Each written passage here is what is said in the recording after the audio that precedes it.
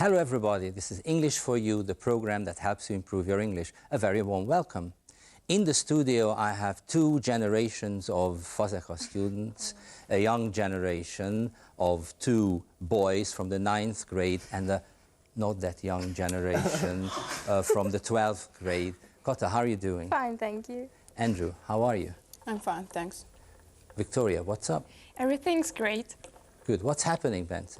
Nothing. Nothing much? I'm just happy. Good, excellent. Today's special guest is Mr. Thomas Bogdan, who has received critical acclaim for performances in opera, oratorio, concert, recital and cabaret. Tom teaches singing at college level, and he's been here in Hungary as a Fulbright grantee to help Trafó Kortárs Művészetek Háza Workshop Foundation to stage a performance, right? Tom, thank you very much for joining us. It's a pleasure. And we're going to have 5 words on the projector. And I would like you to read out those 5 words, would you please? Baritone, soprano, bass, tenor, contralto. Right, so I've already said that Tom is a singer, but we don't know anything about his voice. So which one or which ones are highly unlikely in Tom's case? Soprano. Yes, soprano is out, right? Which is the other one? Contralto. Contralto, right. So, but we still don't know whether his voice is bass, baritone, tenor, or terror. Sorry about that. So I would like you to la la la a little, and it's going to be your task to choose. La la la la la la la la la. Tenor. Tenor. Right? Excellent. Okay, fine. So we have a tenor here in the studio, but we still don't know where this gentleman is from. But I'm going to show you a word card, and I want everybody to say it out loud together. 1, 2, 3. Greenwich. Greenwich. What comes to your mind in connection with Greenwich? Andrew? Yeah. Daylight savings time. So these time zones. GMT, yes. Greenwich mean time. Anything else in connection with Greenwich? Where is it? London. London, an area of southeast London, and the 0 meridian passes through, right? Greenwich. Would you say this, Tom? Greenwich. And what is your association? I live in Greenwich Village.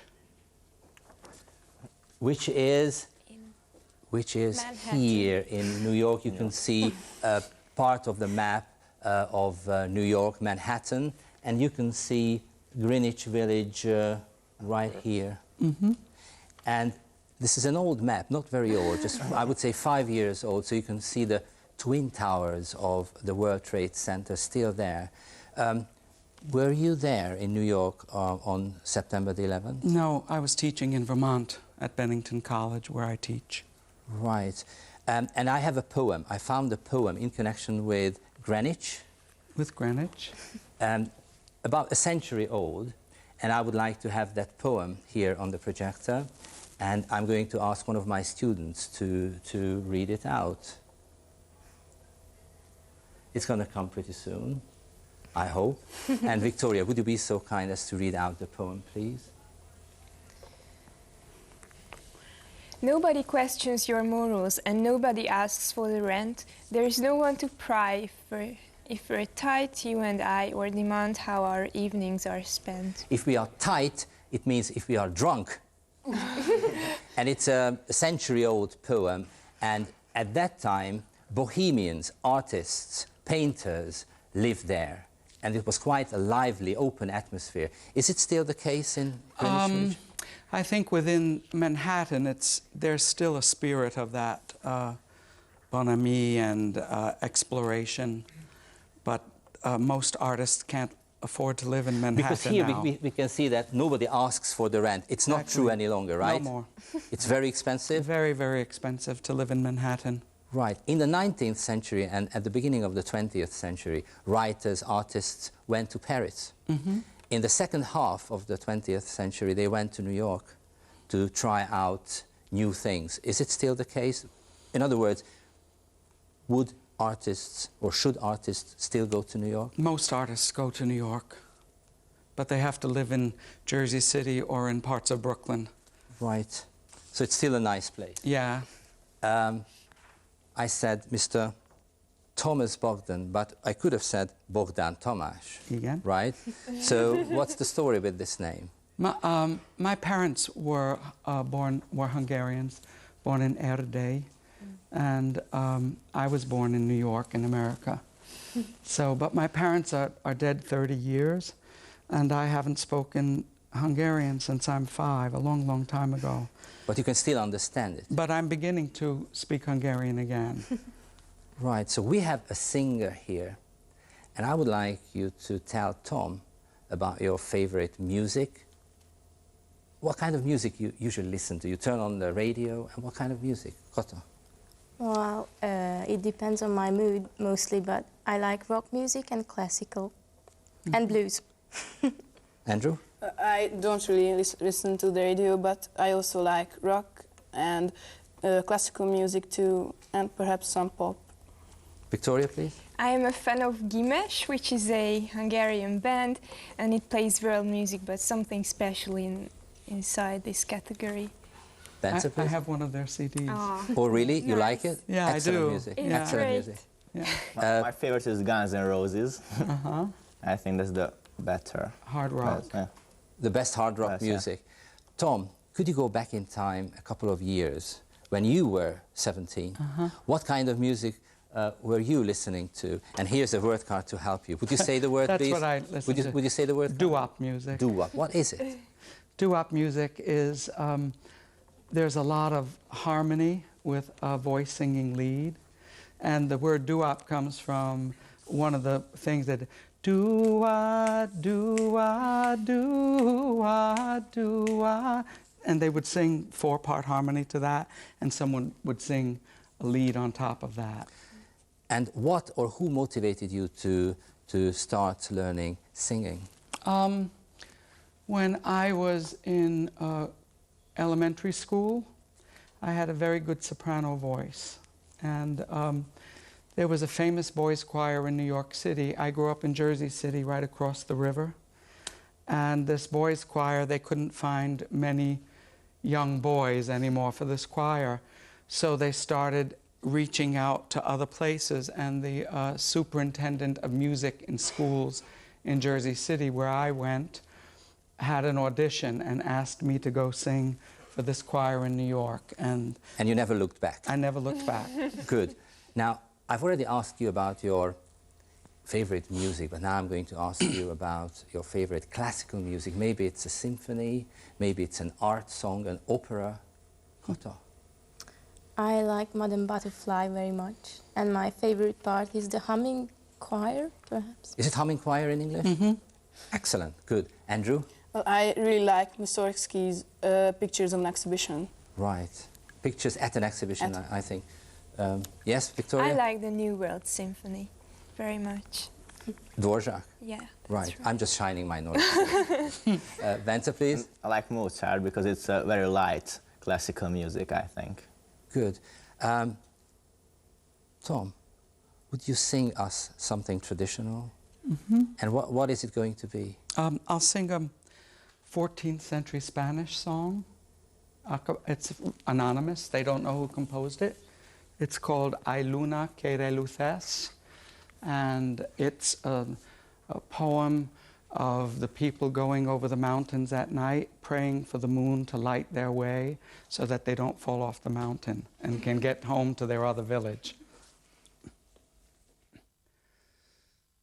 Hay luna que reluces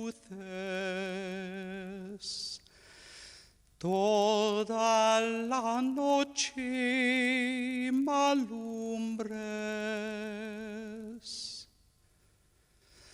Ay, luna tan bella, malumbres mea la sierra, chi dov'aja i venga, toda la noche m'alumbres, toda la noche m'alumbres.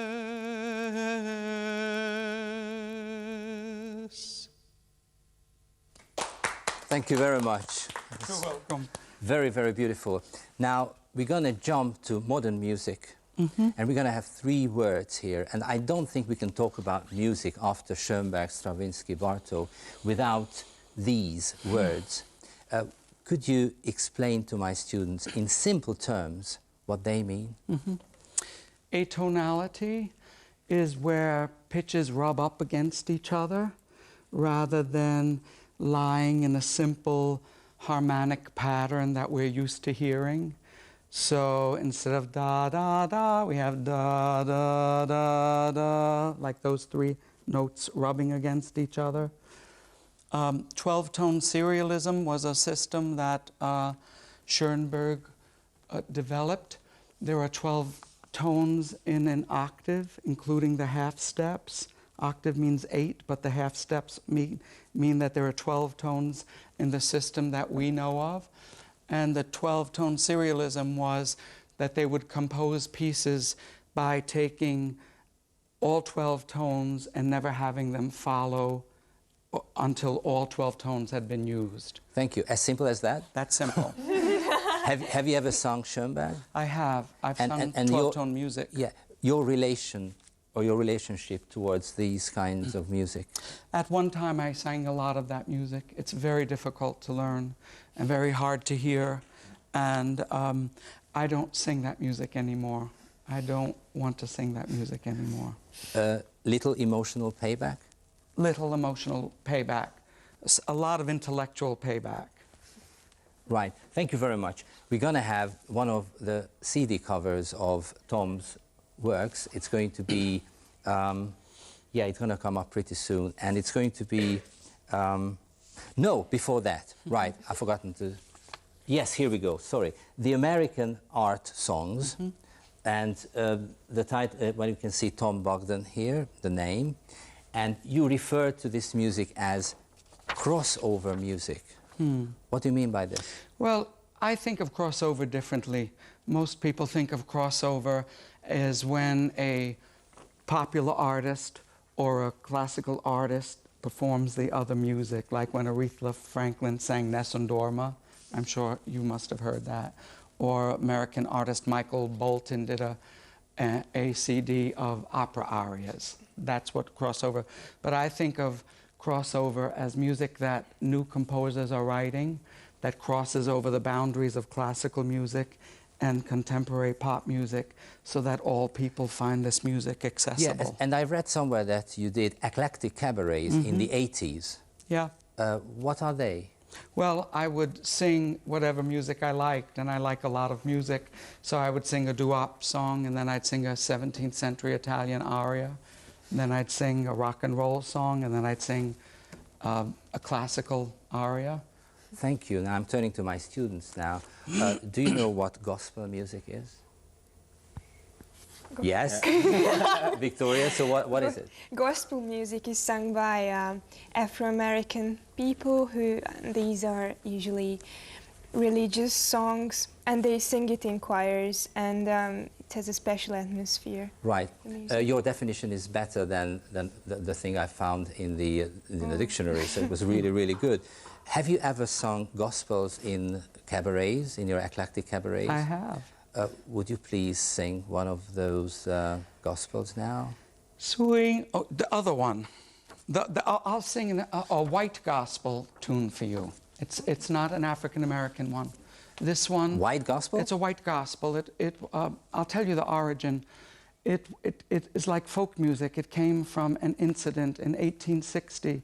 In West Virginia, there was a mining accident in a town, and 80% of the men died in the mines. And as the women and children were carrying the bodies to the river to put them on boats. The sun was coming up, and this tune is called Bright Morning Star. So that's what it was written from. I'll sing one verse, okay? Good. It goes, bright morning stars arising, bright morning stars arising, bright morning stars arising, and day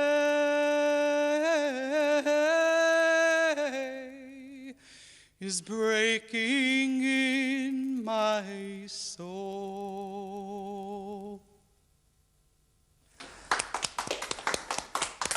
Thank you very much. Now we're going to have two words on the board.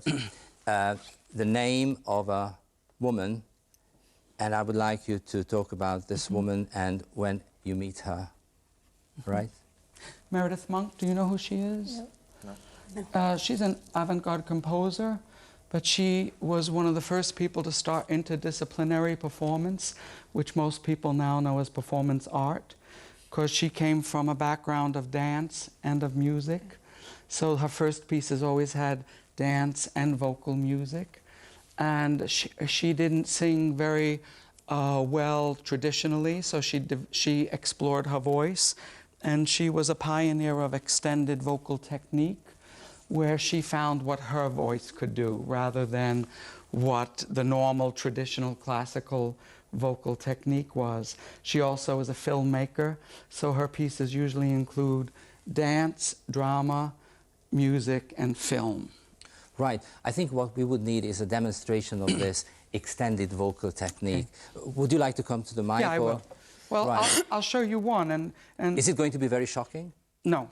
No. But okay. But this, I think, you know, Meredith studied many world cultures to discover her own stuff. But one is the ululations that a lot of the women, in particular, of different Bedouin tribes. So that's extended, not typical, or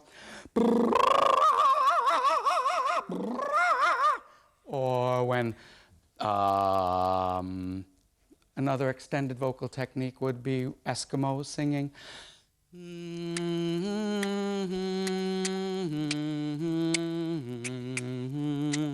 Africans do that, that's click singing. Or in this piece that I'm teaching them, there's a part where it goes, shotgun vibrato. Right. So Thank you. You said, yeah. You said it wouldn't be shocking. Good. No. Thank you very much. Now, we're going to have a picture. Yes, we have a picture. You can see Meredith Monk here and Chin Gonzalez. And we are going to watch this performance, which was recorded in Truffaut a couple of years ago. And your task is going to be this. What's happening and what is the relation between these two people? Would you roll the tape, please?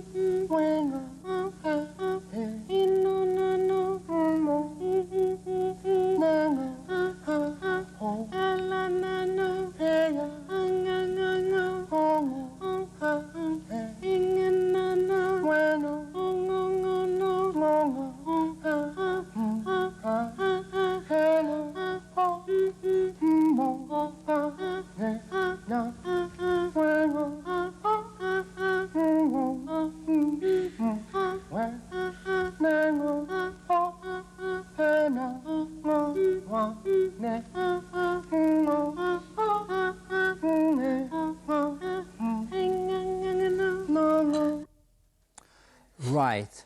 Kota. I think they were friends and they were talking about something. Perhaps the girl was telling her problems and the boy was giving him her advices. Right. Some advice. Victoria? This is absolutely great because they were doing a tune and it was not broken into pieces. So it was like a conversation but really harmonic. And You enjoyed it? yes, it was Great. fun. Great. Okay. We're going to have a picture, and I'm turning to you, Tom. The title of this piece is Magic Frequencies, and if I remember well, it's a science fiction chamber opera. So Magic Frequencies, science fiction chamber opera.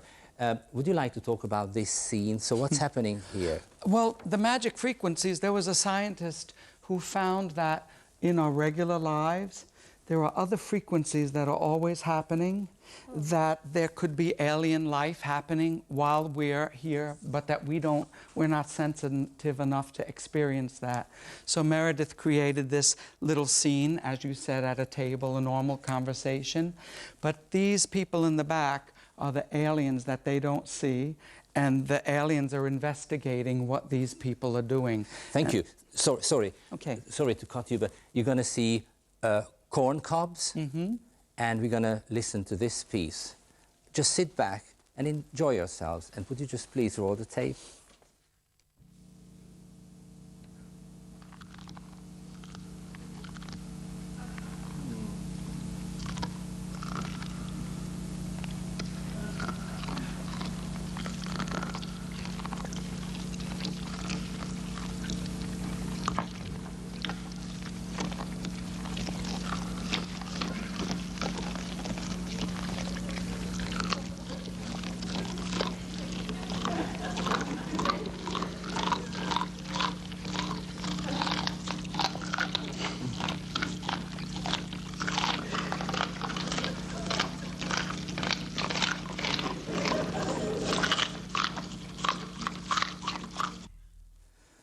Tom, is this merry chomping or champing music?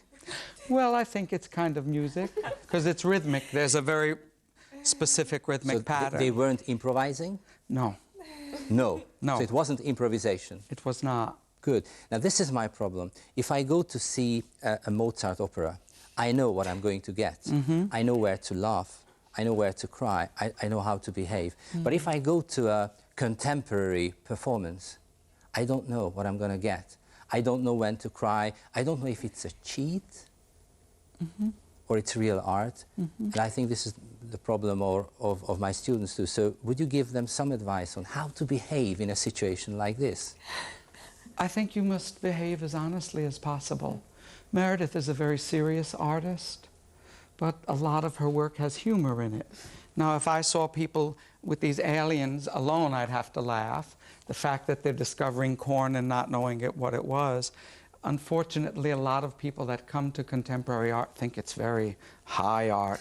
A lot of it's very funny, you know, because there's humor in that. And if you don't like it, you just leave? Yeah, or you can just leave, or you can... Should you boo and hiss? I think so, if you want. But That's not too nice, right? you must really, really not like it in order to boo or hiss. But I've booed or hissed once in my life. When was it? For Les Miserables. You didn't like Les Miserables? You know Les Miserables. Was very boring, right? I didn't like it. Interesting. I love that. But I know, most people loved it. It was very popular. good. A celebration service. You are here to help Műhely Alapítvány, Workshop Foundation, to stage this. Would you tell my students what it's going to be? Yeah. Meredith was asked to create a spiritual service, and she'd always wanted to do that. But so she took music that she had already written from other pieces, but pieces that had spiritual significance to her, and they're all choruses. So she made a chorus of 10 people, and she connected the pieces by having 2 people act as celebrants of this service. But the service is non-denominational. There's no particular religion. The people have readings from many religions. There's Native American readings, ancient Jewish readings, Christian readings, Zen Buddhism. It's more about the nature of humanity and celebrating our humanity. Does this performance have words? The words will be spoken by the celebrants, but Meredith doesn't generally write words in her pieces. Right, and when is the first night going to be? It's going to be April 14th at Trafu at 8 o'clock. 18 for... I think April 14th. Do you think we should go? Oh, you must go. This is a must? Yes. Or you're welcome to come to one of the workshops if you want. Right. Thank you very much. Thank you for being with us. Oh, it's such a pleasure. And it's been really very interesting. And see you next time. It's going to be English for you again. Bye for now.